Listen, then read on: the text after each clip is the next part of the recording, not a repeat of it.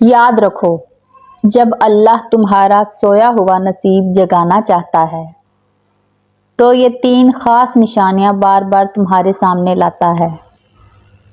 اگر تم اپنی زندگی کی بگڑتی صورتحال سے اپنے نصیب کو برا بھلا کہنے لگے ہو اور تم یہ سوچنے پر مجبور ہو جاتے ہو کہ یہ دنیا دوسروں کے لیے جزا اور میرے لیے سزا کیوں، میں ہی خالی ہاتھ کیوں، اور پھر یہ بے بسی تمہیں بالکل نا امید کر دیتی ہے، تو سنو، تمہارا رب خود تم سے مخاطب ہے، اور اللہ ہی تمہارا پہلا سہارا تھا اور اللہ ہی تمہارا آخری سہارا ہے۔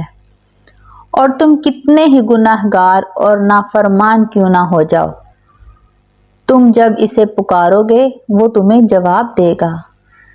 تم پلٹ کر آنے میں دیر کرتے ہو مگر وہ دیر نہیں کرتا، وہ بس تھام لیتا ہے، اور وہ وقت دور نہیں کہ جب تمہارا رب تمہیں اتنا دے گا کہ تم راضی ہو جاؤ گے۔ جانتے ہو، تمہاری کامیابی اور تمہاری ناکامی کا سارا انحصار اس پر ہے کہ تم نے خود کو کیا سمجھا۔ وہ جو 2 راستے تمہارے سامنے خیر و شر کے ہیں، ان پر ذرا غور تو کرو۔ تمہارے اپنے وجود تمہارے گرد و پیش بے شمار نشانیاں پھیلی ہوئی ہیں۔ یاد رکھو، تم اپنی نیت، اپنی اٹینشن جس راہ کے لیے مخصوص کرو گے، اللہ وہی راہ تمہارے لیے ہموار کر دے گا۔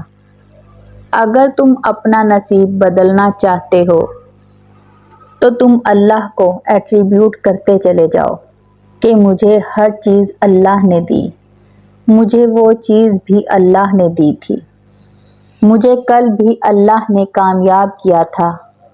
یعنی جب انسان بار بار اپنے دل کو یہ میسج دینے لگے کہ اللہ نے میری مدد کی، اللہ نے میرے لیے وسائل پیدا کیے، تو اللہ تعالیٰ اس کے نصیب میں ان دروازوں کو بھی کھول دیتا ہے جو اس نے کبھی گمان بھی نہ کیے ہوں۔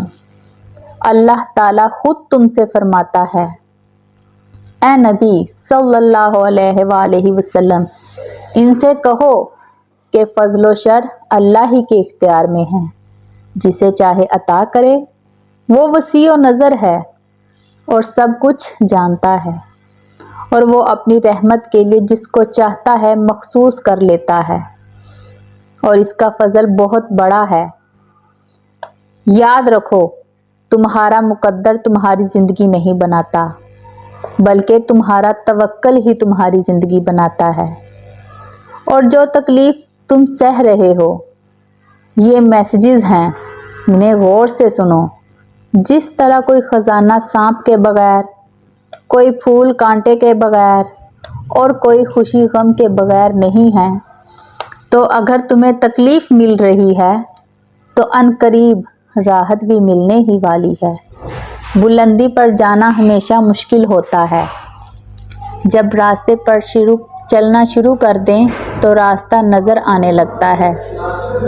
جانتے ہو، جب اللہ تمہارا نصیب بدلنے کا ارادہ کرتا ہے تو اس کی ایک خاص نشانی یہ بھی ہے کہ وہ اسے اپنی طرف متوجہ کرتا ہے، اور خاص طور پر جب تم دعا کرتے ہو، کیونکہ جب تمہاری دعا فیصلے کن مراحل میں داخل ہونا شروع ہوتی ہے تو تمہارے نصیب کو بدل کر رکھ دیتی ہے۔ تمہاری ایک دعا تمہیں کہاں سے کہاں لے جا سکتی ہے۔ اگر تمہیں اس بات کا ذرا سا بھی اندازہ ہو جائے تو تم اپنی کوئی بھی سانس دعا سے خالی جانے نہ دو۔ تمہارا یہ انتظار ہی تو ہے جو اللہ کو سب سے زیادہ محبوب کرتا ہے۔ کیا تم اس کی خاطر اور کتنا صبر کر سکتے ہو؟